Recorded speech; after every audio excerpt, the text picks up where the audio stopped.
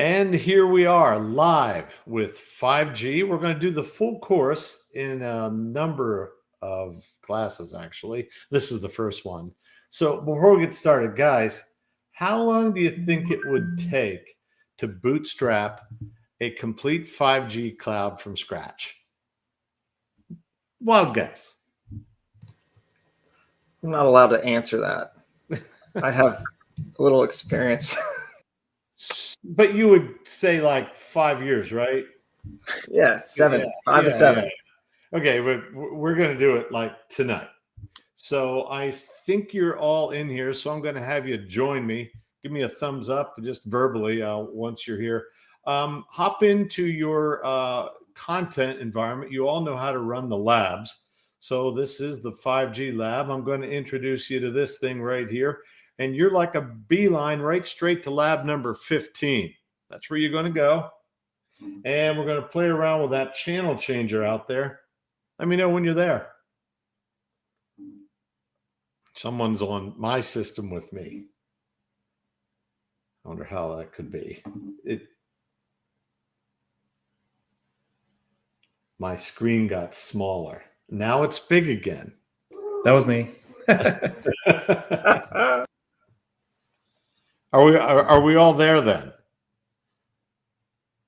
You're still clicking around. All right. Okay. Now, Jason, still clicking? Yeah, you'll catch up. I'm going to just go there. ahead. Yeah, go ahead. It's all good. I'm going to go ahead and zoom in on this so you can get a clear picture of what we're going to do here. And I'm just going to start with the 5G core. Now, guys, there are a few major components of a 5G network. It kind of makes sense that we'd probably start the 5G core first. Now, there's a lot of moving parts in there. Incredible microservices design that we'll actually take a look at a little more closely later. That's going to connect to a cell tower. Now, this is the G node B. Normally, you would have thousands and thousands of these. Well, guys, you have one. You have one of them. And you're going to have one phone you're going to simulate called the UE.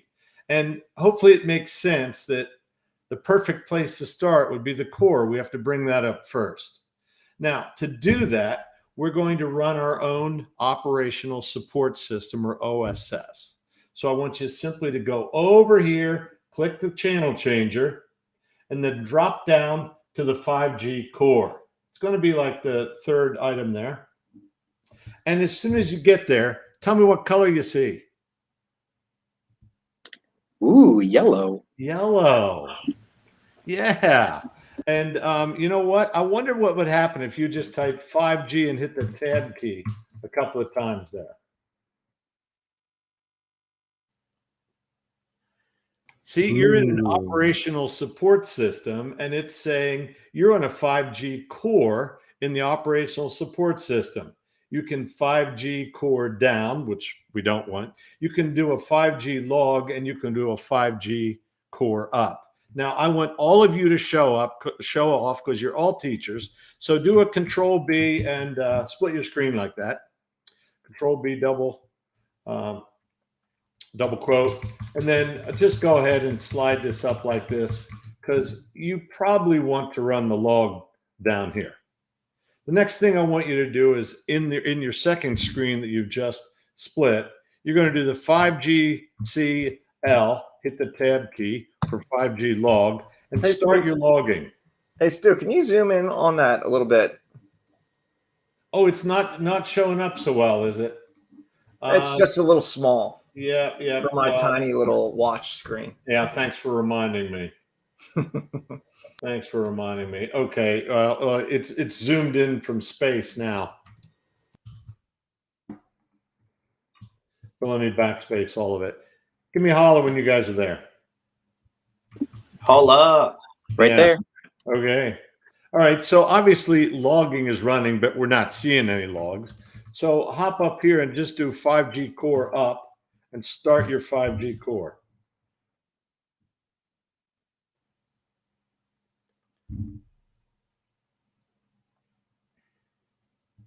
How hard was that? Now, we really should be taking a closer look at all that cool stuff that's going on. But right now, we're just going to skip a lot of the bulk of the labs and just start the hands-on. It's So time what for we- a 5G cup of coffee. Yeah, yeah. So we've got the 5G core running. Now let's just hit our drop down over here, our hamburger, and go into the start the G node B, the radio access area network. Click lab number 16. And this time, I'm going to kind of let you guys do it. Do the exact same thing. Click over here, go to 5G G node B, split your screen. Start the logging first. If you don't know what to type 5G and hit the tab key. And you'll see you'll have 5G G node B down, 5D G node B log, and 5D G node B up. You want to start the log right there. So I'm going to do 5D log, and the log is running. Now this will be cool. Watch what happens as soon as you actually start your 5G core at this point. You're going to actually see some chatting going on here. 5G G node B, 2 Gs. Up. And here it goes. All right, so we see the setup procedures. Okay. Oh, you know why? It's not yakking because we don't have any phones on this network yet. So that's all you get is next generation application protocol. So the NGAP protocol is actually running from the core to the G node B. This protocol you see right here is what allows the core to control the radio access area network.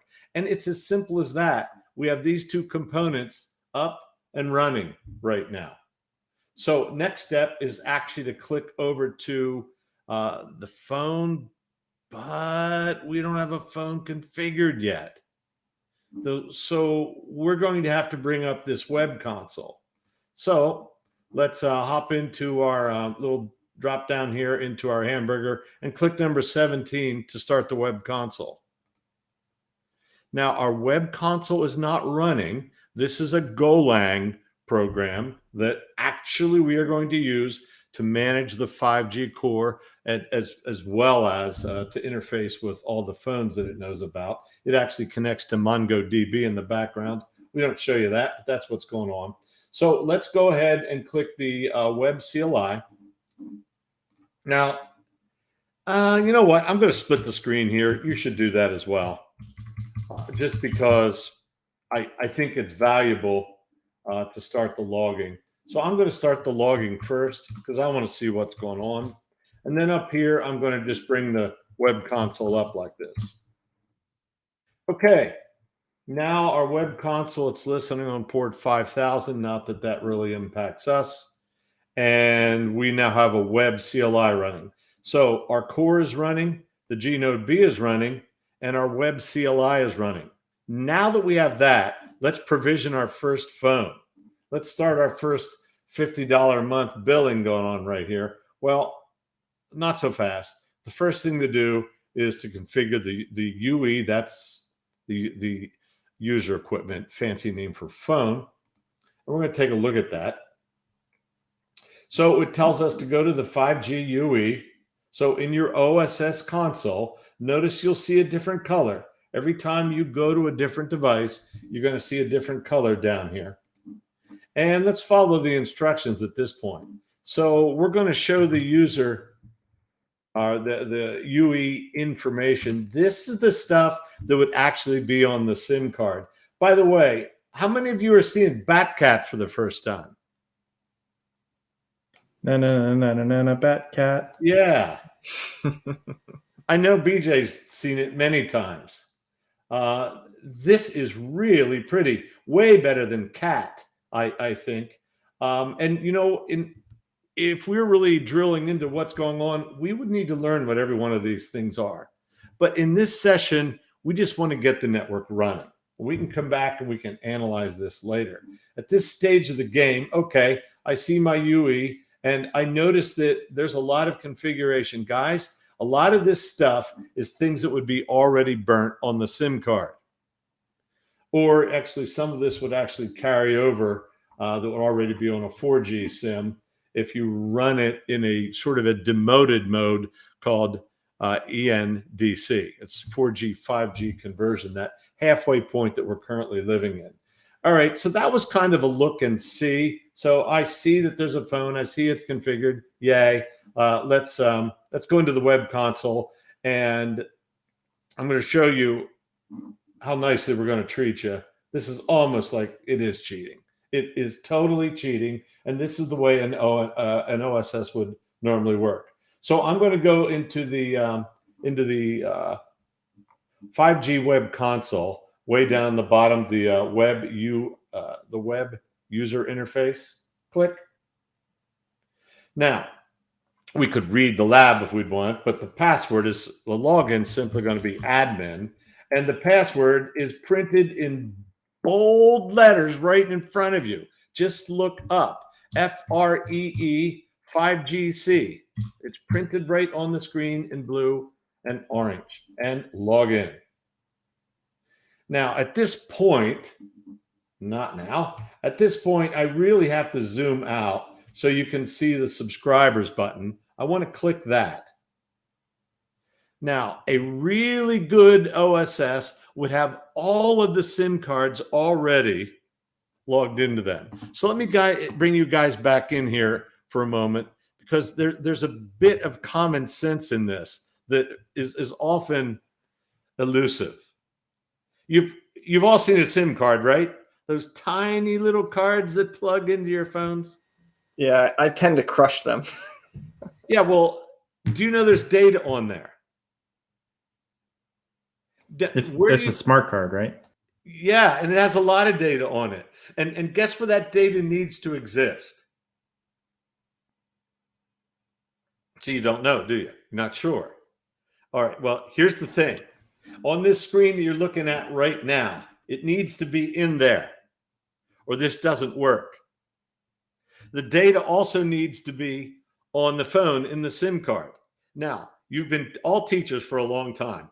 What is the likelihood that all those numbers I showed you on the previous screen get accurately typed in to this screen so that the phone matches the network it wants to connect to? What are the chances of it? Yeah, it's not going to happen. So what phone companies do is they buy the SIM cards. Wait a minute. Are they really buying the SIM card, or are they buying data punched into their network so that they don't have to enter that? Okay, it's the latter. So you are so happy to buy a SIM card. Okay, guys, when you buy a new phone, when you're lucky enough to get a new phone, and they scan that SIM card before, what do you think they're doing? What do you think's happening when they're doing that? Data entry. That's right. All that data gets punched in. Well, there is no way we're going to sit and watch students punch this in. So this is loaded in the same fashion, except arguably way easier. But a good OSS does need to do this. So I want you to click New Subscriber. Hey, Stu, while you're doing that, what kind of database is this going to? This is going to MongoDB. Okay. So I'm not that we should be bragging about that, but it's all good. This is an open source 5G network that works like a champ. I mean, we're really thrilled with it. Probably what was most amazing to me is that it works exactly like the specifications say it should, to the letter. So if you look down through all this detail, that if you change one little thing on here, it's not working, including some really cool slicing stuff that we're going to talk about later. But just scroll all the way down to the bottom. It's almost like cheating. Click Submit. Boom. And you've just installed a phone on your network. Now, do you know what this entry is called right here? It has 4 letters, right? No, it's actually 6 letters. It's called revenue. Okay. Yes, and congratulations, you have your first billable member at this point. And that means if we were to, which we're not going to, but if we were going to compare all those details that we just put in there with all that stuff you saw on Batcat on the previous, they would all be identical.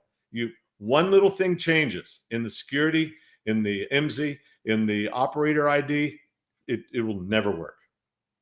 Everything has to be dead on. You sent that to the web config when you started it, right? I did. That's how they got matched up. That's how they got there. Yeah. Yeah, that was no accident that all got set up, or it would not work. But if you're trying to just understand this as a student, even if you're trying to sell services, you would never want to manage that manually. That is never managed manually. All right, but we've got that in place. You know what we need to do now? It's crazy. I bet you'll never guess, but send them a bill. Well, let's get them to turn the phone on first. But I do like the way you're thinking. All right, so let's go to the network configuration. That's what I just did right here. I configured all that with you. We're going to go over some of the slicing details. I rolled past some unbelievably cool stuff, guys, like mind-bending coolness, but we'll cover that a little bit later. Let's actually start the UE right now. So click over to your Start UE. We're almost done. I figured about 20 minutes and we'll about be there. So I want you to click on the UE again. Now, in this one, oh, thanks. In this one, we actually want to start it manually. This is outside of the OSS at this point. So I'm just going to paste the config in there and off it goes. Hey, Stu, can you zoom in again? I can.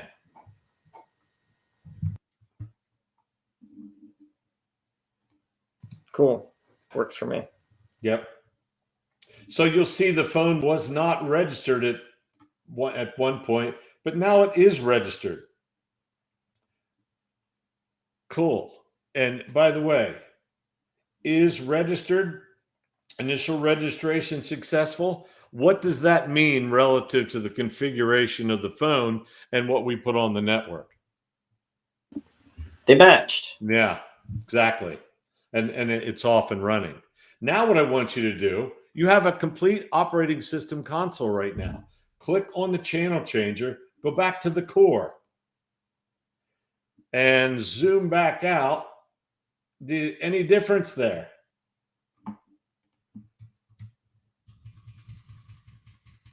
Our little microservices have been very busy. They've been griping for a while that tunnels weren't being created. They're happy now. And if we actually hop over to the G node B, you'd see that the setup is successful and running. Now I have an admission to make. We didn't put the actual core mod or the kernel mod in that actually handles GPRS tunneling. So if you're eagle-eyed, tell me if you can see an error in the core network on the 5G core in the log.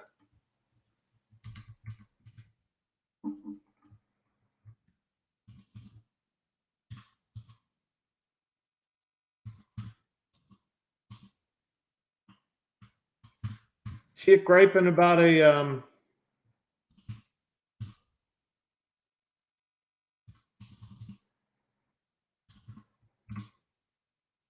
GPRS tunnel not up yet?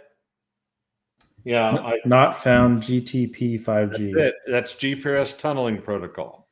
And that's that kernel module that's the kernel module that needs to be in place. That's right. Now, you aren't going to see that until those paths actually come up. So this doesn't get in the way of registering the phone. The phone's going to register just fine. You get to see all the radio resource control and all the connectivity. You won't be able to surf the web until we actually compile up a kernel module, which probably I should just include that as one of our sessions. Okay, guys, that's it. Congratulations. You have successfully bootstrapped a 5G network, everything running at this point. You are missing a kernel module, but congrats. That's several millions of lines of code that you got running in 20 minutes exactly. Questions on what you just saw here? Now, tell me if the OSS thing isn't the coolest ever. You want me to say it's not the coolest ever? Oh, it is the coolest. I mean, that is super cool, and I wanted you guys to pick up on that. We're not SSHing into all these different systems. There's a drop down, and we're going straight into it, and we're going into it with different colors. If you'll notice. Not only that, when we go in here, because it's an operational support system, I cannot issue core commands while I'm talking to a G-Node B. It's going to specifically restrict me to the things that I'm allowed to do when I'm on this system. I still have all the good things, though. I can run tmux and all the other wonderful stuff in there. Okay, not seeing any other questions. The next time around actually is the next step where we're actually going to talk about actual signaling, radio resource control, and how some of those messages actually mean in the connectivity. Is it that next week? That is, yeah. Next That's Monday next week. at 8 Oh, yeah. Eastern? Yeah. Oh, yeah. This was definitely the easy one. Congratulations. You got it running. Now, tomorrow next time we actually have to drill in and analyze these messages. You mean we tripped and accidentally had a 5G core running because well, the environment was set up exactly that way? Yeah, but you know what? Maybe just, we do have a minute here. Maybe just a bit of a spoiler, just to like freak you out on this one. Watch this. Just watch. You don't get to play till next week. Just watch. Next week is when I'll be able to read it too. Yeah, next week. No, you don't have to read it. You just have to be able to see it. And apparently sudo termshark. Oh, I have to install termshark. You know what? Next week, after I install termshark, you'll actually see it running. I wanted to show you a working Wireshark right on there that we can actually share. It is unbelievably cool. That's what we're going to take a look at next week. See you then. See you guys. Bye. Bye.